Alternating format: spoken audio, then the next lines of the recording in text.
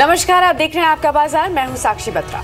नमस्कार। हफ्ते के पहले कारोबारी सत्र में मैं हूं आपके साथ सुमित। मार्केट्स जो कि शुरुआत में 8700 के ऊपर था, अभी भी रादर बहुत ज़्यादा एक सब्सटैंशियल बाइंग नहीं है, लेकिन फिर भी 8700 के आसपास ही बाजार कामकाज करते हुए सिलेक्टिव बैंक्स के अंदर बाइंग है, इसलिए बैंक निफ्टी करीब 19,810 के स्तरों पर कामकाज कर रहा है। हल्की खरीदारी यहाँ पर देखने को मिल रही है और ख़ास तौर से कुछ निजी बैंक्स के अंदर खरीदारी है।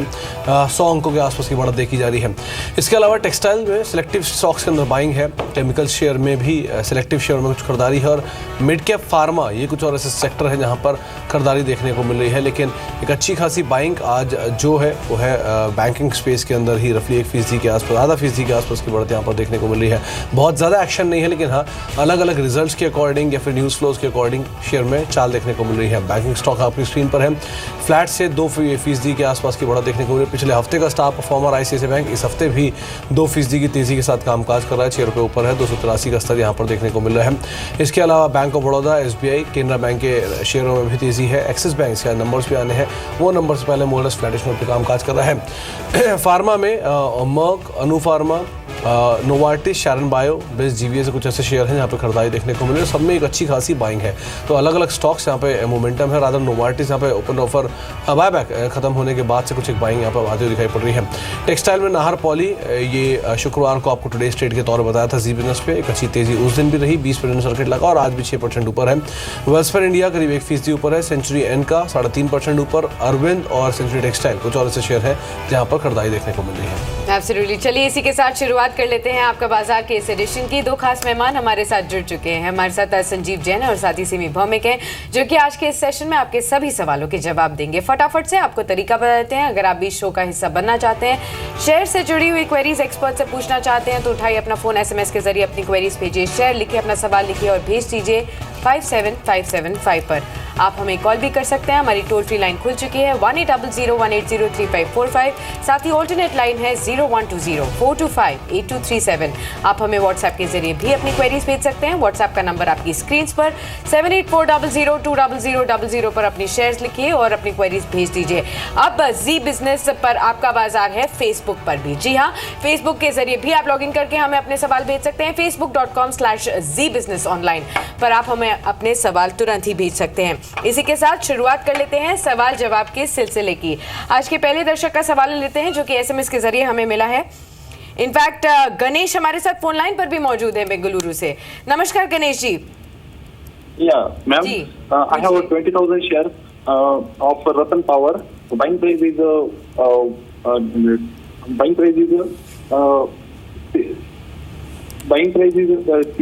15 rupees, and I want to know if for short term it is good or not.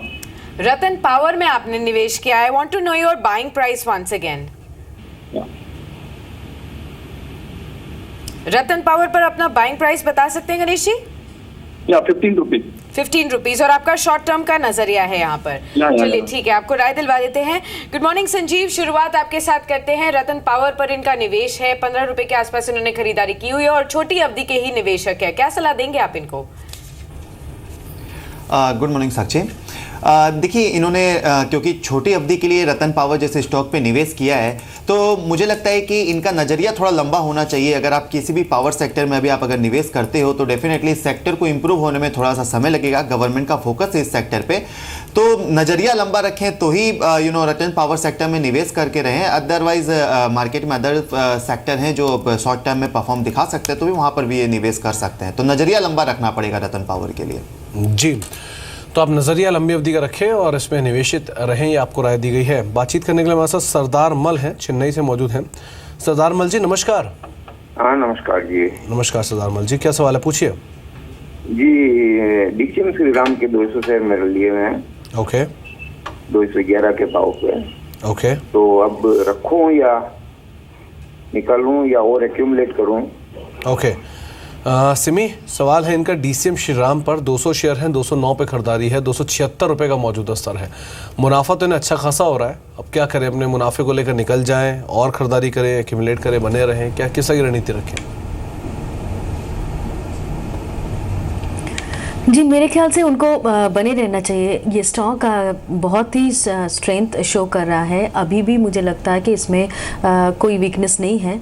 245 से 250 का सपोर्ट होगा जो कि उनको वॉच करना पड़ेगा। शॉर्ट टर्म में अगर ये स्टॉक उस रेंज को होल्ड करता है तो ये वापस रिकवर करेगा और मुझे लगता है कि 275 क्रॉस करने के बाद इसका नेक्स्ट टारगेट 290 से 300 का भी आ सकता है और वो भी बहुत ही शॉर्ट टर्म में अचीवेबल है। तो उनको मैं 245 से नीचे एक ट्रेलिंग स्टॉप लॉस लगा के मैं होल्ड करने का सलाह दे रही हूँ। मुझे लगता है कि ये स्टॉक थोड़ा बहुत टाइम देने से 290 से 300 का लेवल भी दिखा सकता है, तो होल्ड कीजिए। ऑलराइट, तो यहाँ पर बने रहने की आपको सलाह दी गई है। डीसीएम श्रीराम पर अपनी पोजीशन को बनाए रखें और 300 तक के भी लेवल्स यहाँ पर इजीली देखने को मिल सकते हैं। सिमी का ऐसा मानना है। अगले सवाल की तरफ चढ़ते हैं। हमारे पास एक एसएमएस आया है अहमदाबाद से दीपेन का। ये जानना चाहते हैं आईडीएफसी बैंक के बारे में। 500 शेयर्स हैं इनके पास, 77 के भाव पर उन्होंने खरीदारी की हुई है। उसके आसपास अभी ये शेयर चल भी रहा है। 1% की तेजी आज शेयर पर देखने को मिल रही है। संजीव, क्या सलाह देंगे आप आईडीएफसी बैंक पर? देखिए साक्षी, नो डाउट आईडीएफसी बैंक काफ़ी अच्छी है, इसके मैनेजमेंट काफ़ी अच्छे हैं क्योंकि बैंक अभी न्यूली फॉर्म्ड हुई है तो क्वार्टर के नंबर्स भी अभी मतलब काफ़ी अवेलेबल नहीं है। तो बेटर स्ट्रेटजी यहाँ पर ये होनी चाहिए कि आईडीएफसी बैंक में ये होल्ड करके रखें। हमारा मानना है कि बैंक गोइंग फॉरवर्ड एक अपना शानदार परफॉर्मेंस दिखाएगी तो होल्ड की ही सलाह होगी आईडीएफसी बैंक के लिए। तो आपको बने रहने की राय दी गई है आईडीएफसी बैंक के अंदर। अभी नंबर्स जो हैं वो अवेटेड हैं, लेकिन हाँ इस तरह के न्यूज़ फ्लोज हैं, इस तरह के आंकड़े पिछली बार बैंक ने दिए थे, तो पॉजिटिव टोन पर आते हुए दिखाई पड़ेंगे। हमारे साथ रवि मौजूद हैं पश्चिम बंगाल से बातचीत करने के लिए। रवि जी नमस्कार। रवि आप सुन पा रहे हैं? हाँ सुन पा रहे हैं जी, सवाल पूछिए अपना। हाँ सर, मेरे को 250 शेयर है 216 रुपया में। हाँ सर। ओके। 250 शेयर 216 रुपया में बाय किया हूँ, तो 2 महीने से अभी भी होल्ड है, तो क्या करूँ इसमें सर? चलिए सिमी, इनका सवाल हेक्सावेयर पे है। करीब 250 शेयर हैं, 216 रुपए के भाव पे खरीदारी है। 197.98 का मौजूदा स्तर है। फ्लैट टू पॉजिटिव टोन में नंबर वेटेड है यहाँ पर भी। आप क्या राय रखती हैं हेक्सावेयर को लेकर?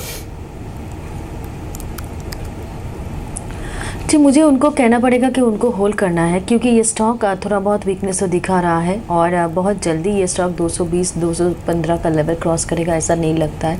बट टाइम देने से ये स्टॉक मुझे लगता है कि सेंटिमेंट वापस रिकवर करेगा ये स्टॉक, क्योंकि अभी पूरा IT sector he weakness show कर रहा है चार्ट पर मुझे लगता है कि और 2 क्वार्टर अगर आप वेट कर सकते हैं तो सिचुएशन बेहतर हो सकता है। हेक्सावेयर खराब स्टॉक नहीं है, आपको 270 से 290 का भी टारगेट मिल सकता है, पर आपको यहाँ से एटलीस्ट मिनिमम 6 महीने से 9 महीने आपको होल्ड करना पड़ सकता है। आप होल्ड कीजिए, पेशेंस रखिए। ऑलराइट, होल्ड करने की सलाह 6 to 9 मंथ्स का नजरिया रखिए। 290 तक के भी टारगेट्स इजीली अचीव होते हुए नजर आ सकते हैं। अगले सवाल की तरफ बढ़ते हैं। मुंबई से मीना शाह का ये सवाल है गुजरात गैस को लेकर। इनके पास 20,000 शेयर्स हैं, 650 के भाव पर उन्होंने खरीदारी की हुई है। फिलहाल काफी नुकसान में है। संजीव, अभी आपको इस शेयर का स्ट्रक्चर कैसा लगता है और क्या सलाह देंगे इनको अभी? देखिए साक्षी, गुजरात केस के लिए मेरी होल्ड की ही सलाह होगी। कंपनी के मैनेजमेंट ने अपना दिखाया है कि वो गाइडेंस दिया है 10 से 15% का रेवेन्यू गाइडेंस दिया है मैनेजमेंट ने, जो कि एक स्टेडी गाइडेंस है और मार्जिन भी मैनेजमेंट कंपनी की स्टेबल देख रही है इन FY17।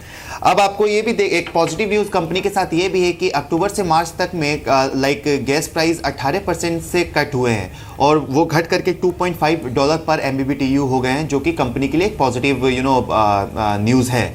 तो डेफिनेटली यहाँ पर होल्ड की ही सलाह होगी मुझे गुजरात गैस के लिए। तो आपको बने रहने की राय दी गई है गुजरात गैस के अंदर। 584-585 के स्तरों पर शेयर कामकाज करा, 0.5% की बढ़त यहाँ पे देखने को मिल रही है। कुछ और दर्शकों से बातचीत करते हैं। दीपक हैं कोलकाता से बातचीत करने के लिए हमारे साथ। दीपक जी नमस्कार। हेलो जी, दीप जी हमारे साथ, माफ कीजिएगा। दीप जी, सवाल अगर आप सुन पा रहे हो तो सवाल पूछिए अपना। Yes sir, I have Kajaria Ceramic, 25 shares, 617 rupees. Okay. And sir, I want to ask one thing that I have Cybertech 75 rupees per 100 shares sir. Okay. Sir, I want to know how will be the result. Should I hold it or sell before result? दीप जी, दूसरे share का नाम एक बार फिर से आप repeat कर दें। Cybertech. Cybertech. Yes Okay. sir, 75 rupees per 100 shares. चलिए सिमी, एक सवाल तो इनका है कजारिया सिरामिक्स को लेकर 617 रुपये के भाव पे खरीदारी है। दूसरा है साइबर टेक को लेकर इनका एक सवाल, 75 रुपये पे 75 शेयर और 100 रुपये के भाव पे खरीदारी है। दोनों ही शेयरों पे आप क्या राय रखती हैं? साइबर टेक आईटी स्पेस की है, हालांकि एक अच्छी तेजी ने दिखाई है, 90 रुपये इसका 52 वीक्स हाई है, उसी के आसपास ही कामकाज कर रहा है। दोनों ही शेयरों पे आपकी राय? देखिए सुमित, स्टॉक थोड़ा बहुत करेक्शन शो किया था। लास्ट 2 ट्रेडिंग सेशन में काफ़ी बड़ा फॉल दिखा गया है। 740 का हाई था और नीचे 600 के आसपास का लो भी बना चुका है और मुझे लगता है कि टाइम देने से ये स्टॉक ज़रूर रिकवर करेगा।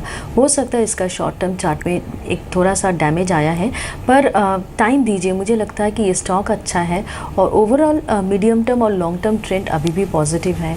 मेजर सपोर्ट जो है वो 200 डेमा अराउंड 580 के आसपास है, तो आपको 580 का लेवल को वॉच करना पड़ेगा। मुझे लगता है कि आने वाले, आज थोड़ा सा ये पॉजिटिव सेंटिमेंट में है, पर शॉर्ट टर्म में ये स्टॉक थोड़ा सा वीकनेस और शो कर सकता है, पर 580-570 के आसपास हो सके तो आप थोड़ा बहुत एवरेज कर लीजिए। मुझे लगता है कि ये स्टॉक ज़रूर टाइम देने से रिकवर करेगा और आपको अपना प्रॉफिट आपको ज़रूर मिलेगा। होल्ड कीजिए कजारिया। और दूसरा जो स्टॉक है आपका साइबर टेक सिस्टम्स। देखिए, आपने जो क्वेश्चन पूछा है कि रिजल्ट से पहले बेचना है कि नहीं, उसलिए मतलब वैसा पर्सपेक्टिव में मैं तो रिप्लाई नहीं दे सकती। ओवरऑल मैं चार्ट में जो स्ट्रेंथ शो कर रहा है वही मैं बता सकती हूँ। चार्ट काफ़ी स्ट्रॉन्ग है और मुझे लगता है कि अगर रिज़ल्ट में कुछ डैमेज भी आता है तो भी 79 से 76 का रेंज इसको होल्ड करना है। मतलब ये शायद 78 से 79 का जो रेंज मैंने बताया है वो शायद ब्रेक नहीं करेगा, और अगर ब्रेक नहीं करता है तो इसमें कोई वीकनेस भी नहीं आएगा। तो आप हो सके तो आप अपना स्टॉप लॉस लगा के आप बैठ सकते हैं। मुझे लगता है कि ओवरऑल ये स्टॉक, इसमें जो पोटेंशियल है 100 के आसपास जाके सेटल कर सकता है। तो ऊपर में आपको 100 का टारगेट मैंने दिया है और नीचे 79 या 76 के नीचे स्टॉप लॉस मैंने दिया है, आपको फॉलो करना पड़ेगा। जी बिल्कुल। तो चलिए, दोनों ही शेयर्स पर आपको यहाँ पर राय भी मिल चुकी है।